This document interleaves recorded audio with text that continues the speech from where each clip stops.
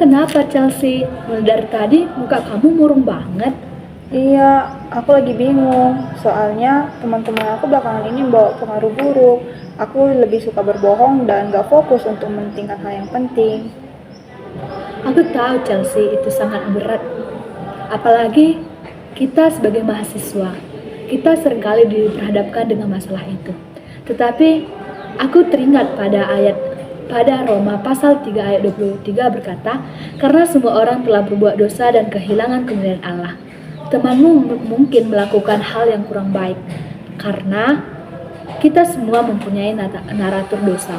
Iya sih, aku juga sadar, tapi aku bingung bagaimana aku harus menghadapinya. Kadang kita melakukan dengan cara kita sendiri. Contohnya, melakukan dengan kebaikan, pendidikan, bahkan ibadah kita. Tetapi Yesaya pasal 29 ayat 1 sampai dengan 2 berkata bahwa dosa memisahkan kita dari Allah. Sebenarnya kita butuh jalan keluar yang Allah sediakan. Apa itu maksudnya jalan keluar?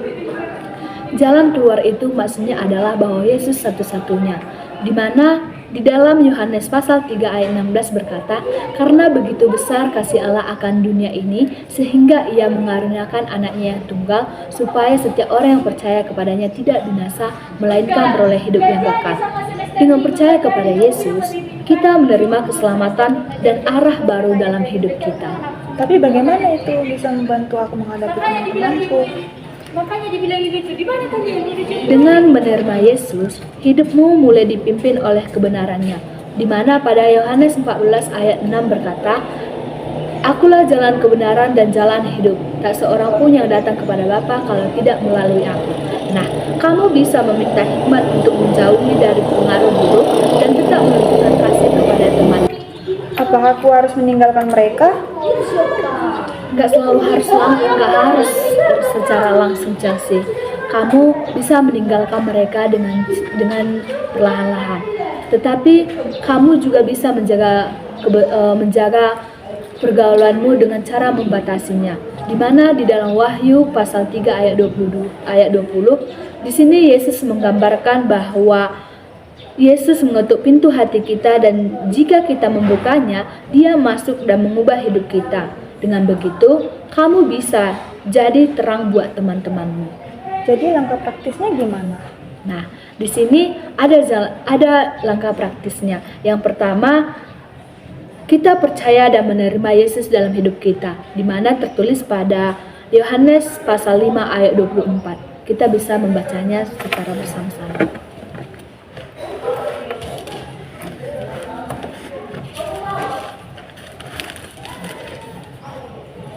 Aku berkata kepadamu, sesungguhnya barang siapa mendengar perkataanku dan percaya kepada Dia yang mengutus aku, ia mempunyai hidup yang kekal dan tidak turut dihukum, sebab ia sudah pindah dari maut ke dalam hidup.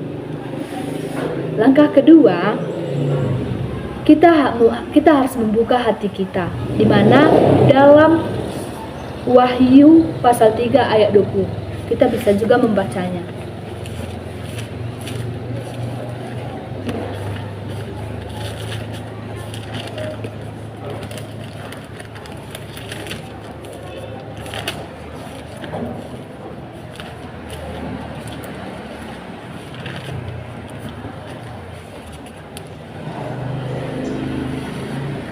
Beginilah bunyinya. Lihat, aku berdiri di muka pintu dan mengetok.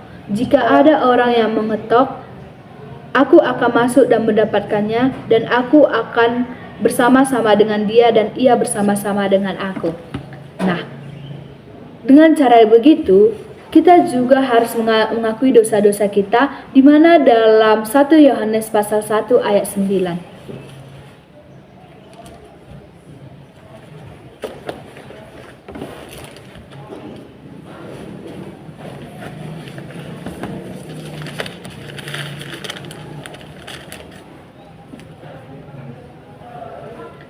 Kita boleh membacanya.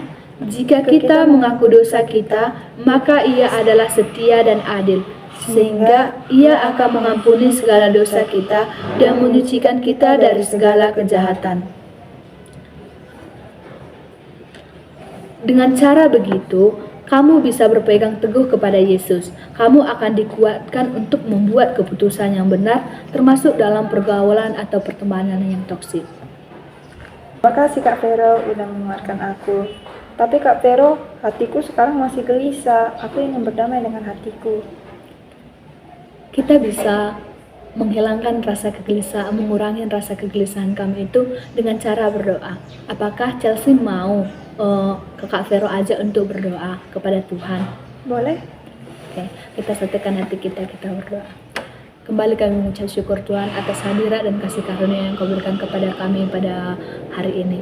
Dan Yesus, di mana ya Tuhan, pada saat ini adik kami si Chelsea sedang bergumul dalam pertemanan toksis. Kiranya Kau kuatkan dia Tuhan, Kau jamah ya Tuhan, agar dia bisa menghindari yang dengan namanya dengan pertemanan toksis. Inilah hidup kami Tuhan, terpuji namamu sekarang sampai selama-lamanya. Amin. Makasih ya Kak Vero. Dikuatkan hatinya ya Bunda.